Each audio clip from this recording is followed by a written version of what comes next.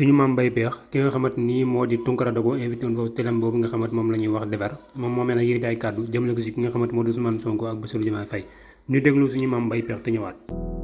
du doon Sonko waaw du doon Sonko waaye Sonko nag mat naa bàyyi xel wax naa Macky Sall ba nga ko rajee man ko bu ko dàq koo dàq nangu soddal dem ba mu jàng waaye yow ma ànd ak moom dugal ko assemblée fay lépp la ko fayal bàyyi ko xel mu woo ko ci kofi bi Sonko dem fekki ko ne woon naa ko wéer wu dugg ci woo ko booba la def na ko waaye wootante nañ te fekki wu ko nga tëj ko kaso ñu ñaanal ko liberté provisoire mu bañ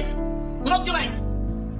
bis bi ko tëjee woon ba mu desee ca weeru koor mu doon président de la république yor njëkkee ba ne la woon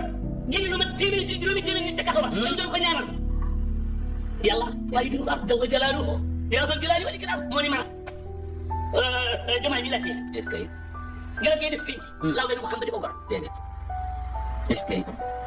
ñaanal nañ ko ba lay liberté provisoire ñu bañ la kat mu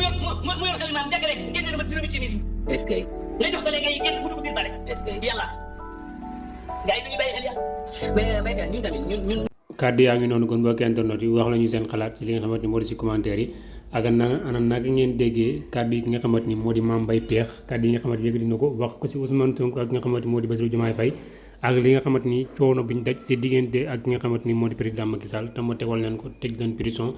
ñu naan ko liberté provisoire ñu bañ mu dàq leen fi nga xamante fa la ñoo liggéey rawat na sax ki nga xamante ni moo di président Ousmane Sonko te jamono ji nag mën nañ ne ñoom ñaar ñoo ñëpp nag ñoo ko jiite ñoo koy dirigé jamono ji luñ bëggoon si moom mën nañ ko am